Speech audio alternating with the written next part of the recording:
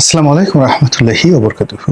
সম্মানিত দর্শক, চাঁদাবাজি নিয়ে সারা বাংলাদেশে যে লোমহর্ষক, হৃদয় বিদারক, মর্মান্তিক, নির্মম এবং নিষ্ঠুর ঘটনা ঘটে চলছে এবং এ সকল চাঁদাবাজির যে সকল ভিডিও ক্লিপ দৃশ্য সামনে আসছে,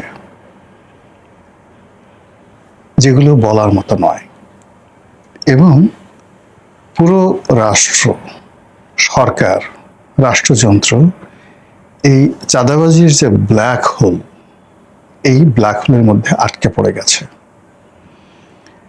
এটি এত বড় রাক্ষস, কিংবা ধরুন ক্যান্সার, অথবা আর কি বলবো, করোনার মতো জীবন সংহারী হয়ে পড়ছে। যারা এই চাঁদাবাজির কবলে পড়ছেন, সেটা বিএনপির লোক হোক, আওয়ামী লীগের লোক হোক, জামাতের লোক হোক, সাধারণ মানুষ হোক, পুরো পরিবারের মধ্যে যে প্যানিক ছড়িয়ে পড়ছে, পুরো সমাজে যে প্যানিক ছড়িয়ে পড়েছে, আর সেই প্যানিকের সাথে যখন আমরা সংসদের ঠাট্টা মশকরা, কথাবার্তা বা সরকার যে মহাপরিকল্পনাগুলো শুনি, মনে হচ্ছে যে আমাকে একটা তলোয়ারের উপরে শুয়ে বা আমার পশ্চাৎ দেশ দিয়ে একটা তলোয়ার ঢুকিয়ে দেওয়া হয়েছে। তো আমার কোনো মতো প্রাণবায়ু আছে এবং আমার শরীরে যে রক্ত ঝরছে সেটা বোঝা যাচ্ছে না। আমাকে সুন্দর একটা পোশাক পরিয়ে দেওয়া হলো, তারপর আমাকে ফুলের মালা দিয়ে বরণ করে নেওয়া হলো, সংবর্ধনা দেওয়া হলো, কিন্তু আমার পাছার মধ্যে রক্তাক্ত তলোয়ার। এরকম যখন একটা মানুষ, তারপরে বলা হলো তুমি হাসো, হাসতে বাধ্য করা হলো। যদি আমি না হাসি, তাহলে ওই যে আমি যে মরে যাব, এটার সাথে বড় ব্যাপার হলো আমার আত্মীয় স্বজন সবাইকে জিম্মি করে রেখেছে যে বেটা তুমি তো মরবেই, এবং তুমি যদি এখন না হাসো তাহলে তোমার পুরো পরিবারকে মেরে ফেলা হবে। তখন ওই অবস্থায় নিজের শরীরের মধ্যে রক্তাক্ত তলোয়ার নিয়ে একটা মানুষ যখন হাসে, ফুলের মালা গ্রহণ করে, সংবর্ধনা গ্রহণ করে, তার যে মর্মবেদনা, আমাদের এই চাঁদাবাজিতে আক্রান্ত পুরো দেশ, তার সঙ্গে সঙ্গে সারা বাংলাদেশে লোডশেডিং, তার সঙ্গে সঙ্গে অভাব, তার সঙ্গে সঙ্গে অভিযোগ, তার সঙ্গে সঙ্গে মানুষের ব্যক্তিগত কষ্ট, রোগ শোক, বালা মুসিবত। সেই বালা মুসিবতের মধ্যে যখন কর্তা ব্যক্তিরা, ক্ষমতাসীনরা দাম্ভিকতা দেখায়, স্বপ্নের কথা বলে, দেশটিকে চাঁদের দেশে নিয়ে যাওয়ার কথা বলে, এবং আরো অনেক কিছু বলে, যে অঝরে কান্না মানুষের ভিতরে সংক্রমিত হয়, সে কান্নার ফলে একটা জাতি এভাবে যে দীর্ঘমেয়াদে চলে, একটা জাতি প্রাগৈতিক হাসিক যুগে চলে যায়, একটা জাতি তার সভ্যতা হারিয়ে ফেলে, একটা জাতি তার ভব্যতা হারিয়ে ফেলে। এরকম পরিস্থিতি যখন হয়, সে জাতির শিল্প, সাহিত্য, সংস্কৃতি সবকিছু ধুয়ে মুছে ছারখার হয়ে যায়। তাদের যে জাতীয় ব্রেইন, অন অ্যাভারেজ যে মানুষের যে আইকিউ, এটা অবদমিত হয়ে যায়, পুরুষত্ব কমে যায়, নারীত্ব কমে যায়, গর্ভধারণের ক্ষমতা কমে যায়, সন্তান উৎপাদনের ক্ষমতা কমে যায়, কাজ করার ক্ষমতা চলে যায়, এমনকি মৃত্যু ভয়, সে মৃত্যু ভয় চলে যায় তাদের। একটা জড় পদার্থে পরিণত হয় একটা জাতি।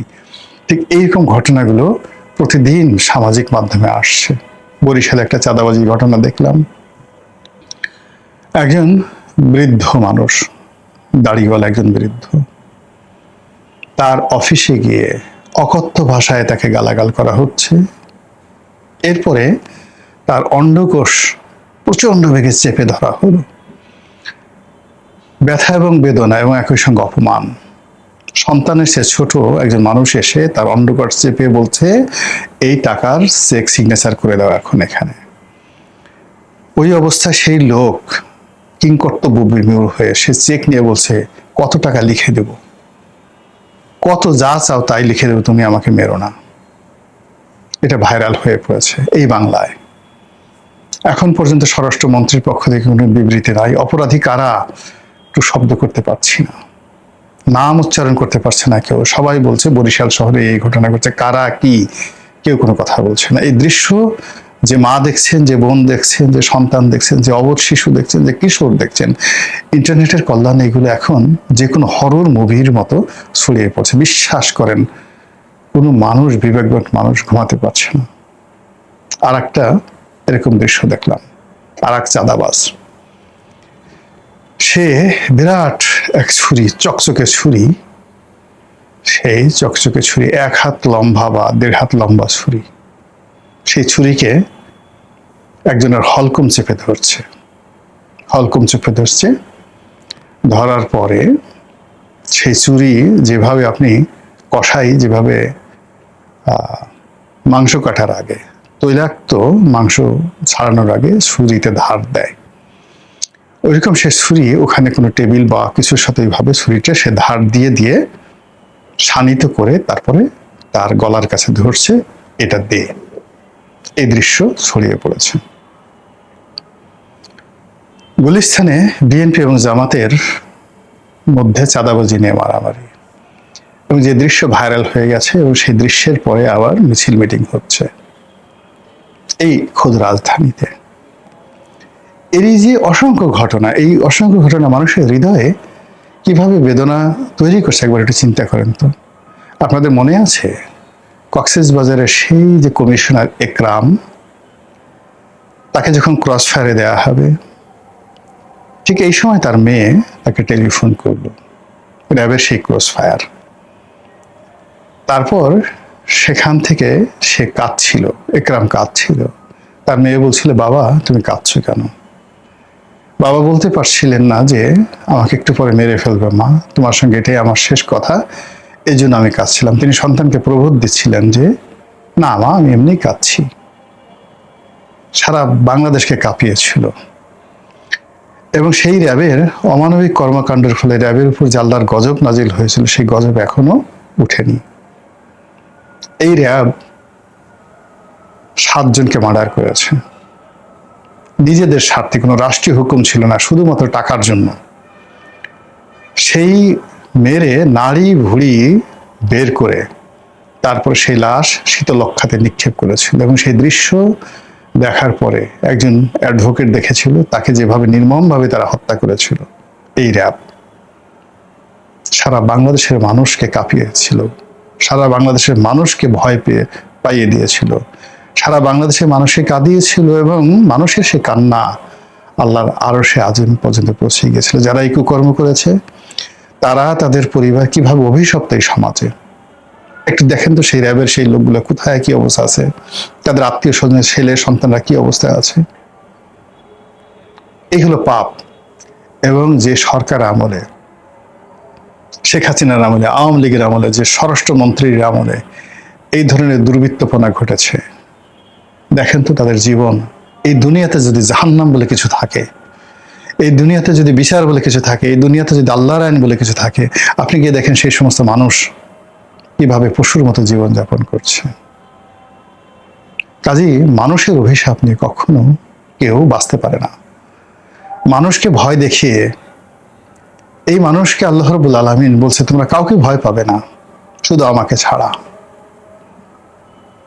তো যখন কোনো একটা মানুষ এই আল্লাহকে ভয় পাবে, আল্লাহর ভয়টাকে ভুলিয়ে কারো হৃদয়ের মধ্যে মানুষের ভয় তৈরি করে দেয়, সঙ্গে সঙ্গে সে আল্লাহর যে কর্তৃত্ব, সেই কর্তৃত্বকে চ্যালেঞ্জ জানায়। হোক সে চাঁদাবাজ, হোক সে দুর্নীতিবাজ, হোক সে মন্ত্রী, হোক সে প্রধানমন্ত্রী, হোক সে রাষ্ট্রপতি, হোক সে ফ্যাসিস্ট, কিংবা কোনো মবকারী, মব সন্ত্রাসী। যখন একটি মানুষ আল্লাহকে ভুলে মানুষকে আল্লাহ ডাকতে বাধ্য হয়, প্রাণ ভিক্ষা চায় মানুষের কাছে, বাবা গো তোমার কাছে প্রাণ ভিক্ষা চায়, আমাকে মেরো না, তখন ওই মুহূর্তে ওই মানুষটি জীবনের তাগিদে শিরক করে বসে। সে আল্লাহকে ভুলে যায়, তার জীবনের মালিক আল্লাহ, তার মরণের মালিক আল্লাহ, তার রিজিকের মালিক আল্লাহ সে ভুলে যায়। ভুলে গিয়ে ওই সন্ত্রাসীকে সে মনে করে সেই আল্লাহ। ফলে একটা শিরকের সমাজ প্রতিষ্ঠিত হয়ে যায়। যে রাষ্ট্র এই শিরক পয়দা করে, যে সরকার প্রধান এই শিরককে প্রশ্রয় দেয়, যে কর্তা ব্যক্তি, পুলিশ থেকে শুরু করে আর্মির যে সমস্ত লোকজন, যারা এই সমস্ত দানব তৈরি করে, যে সকল দানবেরা নিজেদেরকে, শয়তানও কিন্তু কখনো আল্লাহ বলেনি, শয়তানও নিজেকে কখনো আল্লাহ বানায় না। শয়তান এমন ভয় দেখায় না যাতে আপনি আল্লাহর পরিবর্তে শয়তানকে আল্লাহ মান্য করবেন, কখনো আপনি দেখাতে পারবেন না। শয়তান আপনাকে প্রলুব্ধ করে, লোভ দেখায়, লালসা দেখায়, বিপথে নেয় যেন আপনি জাহান্নামে যান। কিন্তু শয়তান আপনাকে কখনো আপনার সামনে অস্ত্র ধরবে না যাতে করে আপনি তার কাছে প্রাণ ভিক্ষা চাইবেন শয়তানের কাছে, হে শয়তান তুমি আমাকে প্রাণে বাঁচাও, হে শয়তান তুমি আমার আব্বা, আমাকে মেরো না। এই কথা কখনো শয়তান করে না। কিন্তু আমরা মানুষ যখন অস্ত্র হাতে তুলে নিয়ে আল্লাহকে ভুলিয়ে দেই, আল্লাহর হিকমাকে ভুলিয়ে দেই, প্রকৃতির আইনকে ভুলিয়ে দেই, এবং এই জমিনে সরাসরি আল্লাহকে চ্যালেঞ্জ জানাই, তখন সেই মানুষদের সঙ্গে আল্লাহর যুদ্ধ শুরু হয়ে যায়, সেই মানুষদের সঙ্গে জিব্রাইলের যুদ্ধ শুরু হয়ে যায়, সেই মানুষদের সঙ্গে আজরাইলের যুদ্ধ শুরু হয়ে যায়, সেই মানুষের সঙ্গে গাউস, কুতুব, ওলি আল্লাহ, পীর মাশায়েখ, আশিকান, জাকিরান, সিদ্দিকগণ, নবী এবং শহীদান সকলে যুদ্ধ ঘোষণা করে। সে মানুষকে যারা প্রশ্রয় দেয়, সেই মানুষদেরকে যারা ওন করে, মানে এই ধরনের খারাপ মানুষদেরকে, তাদের উপর থেকে আল্লাহ রাব্বুল আলামিন তার বরকত উঠিয়ে নিয়ে যান, তার রহমত উঠিয়ে নিয়ে যান, তার হিকমা উঠিয়ে নিয়ে যান, তার হেদায়েত উঠিয়ে নিয়ে যান। আমাদের এই সমাজে যেভাবে চাঁদাবাজি, যেভাবে সন্ত্রাসী কর্মকাণ্ড, যেভাবে সন্ত্রাস মানে পাগলা ঘোড়ার মতো চলছে, প্রত্যেকটা মানুষকে তছনছ করে দিচ্ছে, এক অভিশাপ, এক প্রাকৃতিক অভিশাপ, যে অভিশাপে আমরা সবাই যাকে বলে পঙ্গপালের মতো মরতে যাচ্ছি। এই দৃশ্য দেখা যায় না, কার কাছে বিচার চাইব, কাকে বলবো এগুলো ঠেকানোর জন্য? যারা এগুলো ঠেকাবেন তারা গান গাচ্ছেন, যারা এগুলো নিয়ন্ত্রণ করবেন তারা পান খাচ্ছেন, যারা মানুষকে প্রবোধ দিবেন, আল্লাহ রাব্বুল আলামিন যাদেরকে খলিফা নিয়োগ করেছেন, মানুষের মানে জানমালের নিরাপত্তা দেওয়ার জন্য আল্লাহ যাদেরকে মনোনীত করেছেন,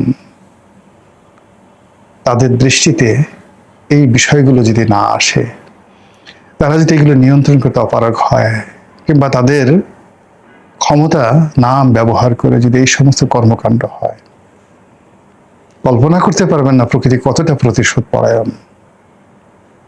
আল্লাহর কাছে আশ্রয় চাই, আল্লাহর কাছে পানা চাই যে বিপদে পড়েছি আমরা পুরো জাতি। মহান আল্লাহ যদি আমাদেরকে দয়া না করেন, আমরাও আদ জাতির মতো শেষ হয়ে যাব, আমরাও সামুদ জাতির মতো শেষ হয়ে যাব, আমরা আশ্রয়হীন হয়ে পড়ব। হে আল্লাহ, আপনি জাতিকে রক্ষা করুন, আপনার এই বান্দাদেরকে রক্ষা করুন, আমাদেরকে মাফ করে দিন, আমাদেরকে উত্তম নেতা দান করুন, পরহেজগার নেতা দান করুন, যোগ্যতম নেতা দান করুন, 18 কোটি মানুষের বিশ্বাস এবং ভালোবাসাকে যারা মূল্য দিতে পারবেন সে মানুষ দান করুন। আসসালামু আলাইকুম রহমতুল্লাহি ওয়া বারাকাতুহু।